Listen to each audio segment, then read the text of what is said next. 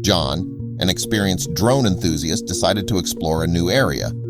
As he flew his drone, he noticed a small door on top of a nearby mountain. Intrigued, he flew the drone closer to investigate. As he zoomed in, he saw that the door was very tiny, and curiosity got the better of him. John decided to climb up the rocky mountain to take a closer look.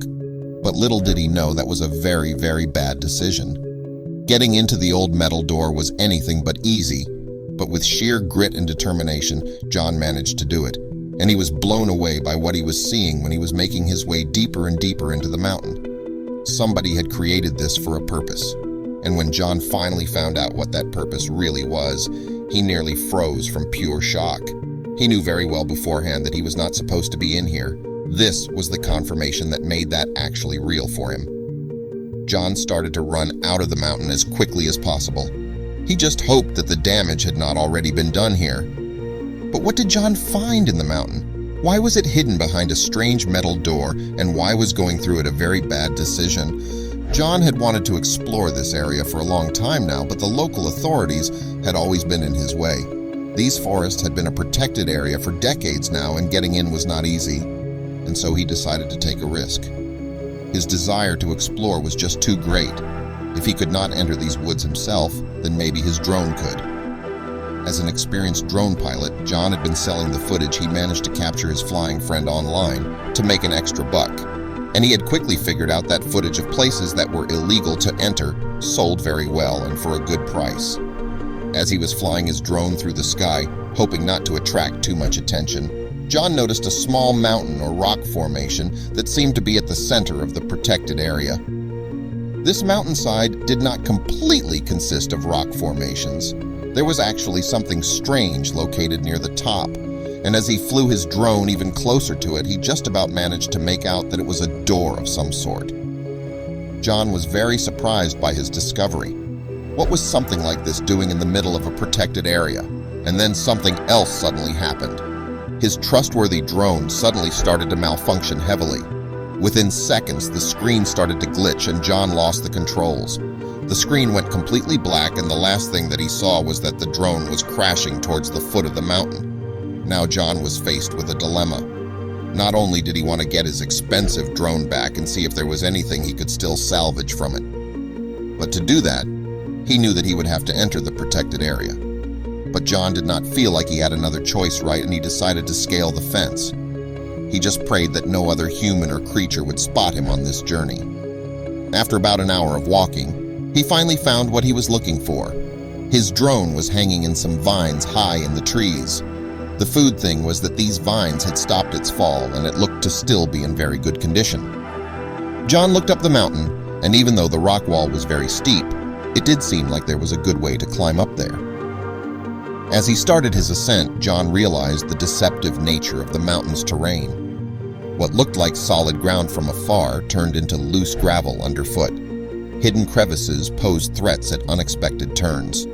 As John climbed higher, the sheer magnitude of the mountain became evident. As he ventured further, John discovered etchings on some boulders. They appeared to be of ancient origin, possibly made by indigenous tribes. Were they a form of guidance? A warning? The final stretch to the door felt both exhilarating and ominous. The grandeur of the door was evident. As John took a closer look, he could see that every inch was covered in finely etched patterns, not just ornamental but perhaps symbolic.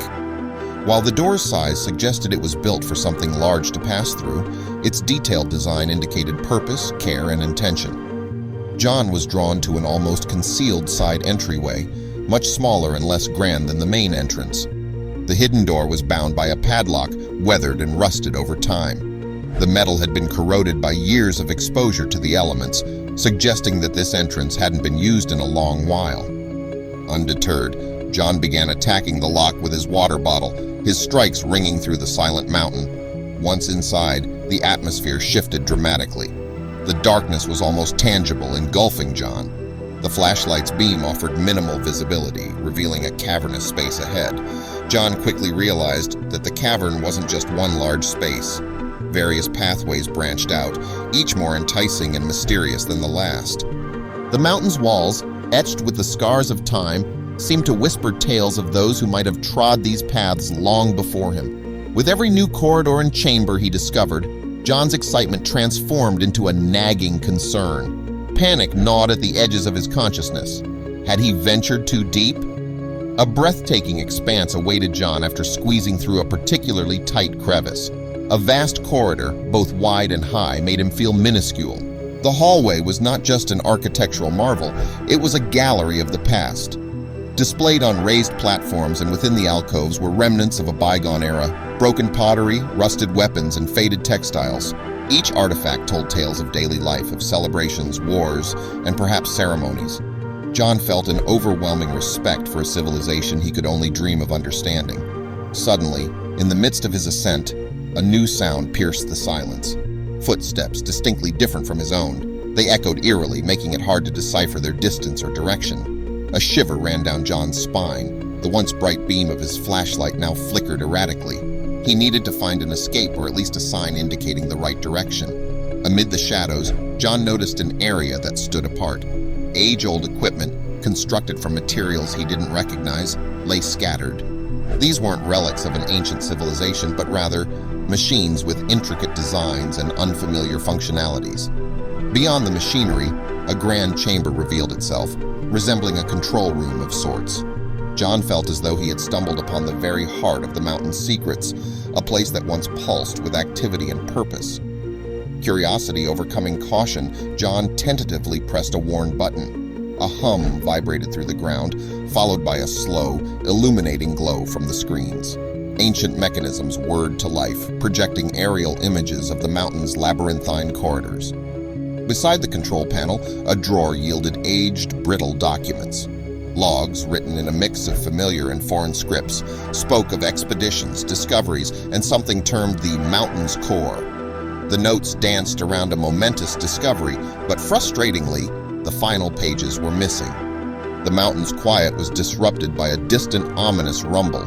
The machinery's activation might have alerted something or someone. John began his descent with urgency, the weight of his discoveries quickening his pace. The towering walls seemed to close in on him as he navigated tight squeezes and slippery slopes.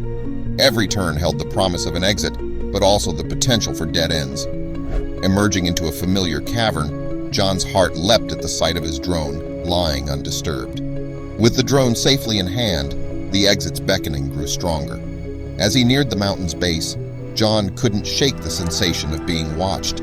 It seemed the mountain had guardians keen on keeping its secrets. As John moved further, an expansive chamber appeared ahead, concealed by layers of rocks and vines. Its vastness was breathtaking, resembling a hangar more than a natural formation. In the center of this magnificent hall, shielded from the elements, sat a jet. This wasn't just any aircraft. Its sleek design and unfamiliar markings suggested it belonged to an era far ahead of our time, or perhaps from a past too distant to remember. He quickly captured images with his drone, ensuring evidence of his discovery before making a hasty retreat. Back at camp, John replayed the drone footage, juxtaposing it against his own memories. The images of the jet were clear and undeniable.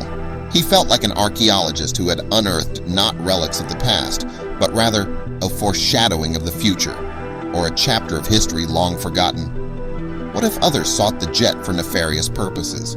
What did its presence signify? John grappled with the dilemma of protecting the find and informing the world. After much thought, John decided he had to share his discovery. But how? The approach needed to be cautious. Crafting a plan, he made duplicates of his footage, hid the original in a safe location, and began reaching out anonymously to trusted figures in archaeology and aviation. Even in the relative safety of his camp, John couldn't shake off the feeling of being observed. Every rustle of leaves, every distant bird call took on an ominous note. The mountain's guardians, real or imagined, seemed to extend their presence into his very psyche. Within days of discreetly sharing snippets of the footage, the story exploded. Media outlets worldwide broadcasted the images of the ancient yet futuristic jet. Speculations ran wild, theories abounded, and John's discreet world was turned upside down. The hidden mountain and its enigmatic jet became the epicenter of global curiosity.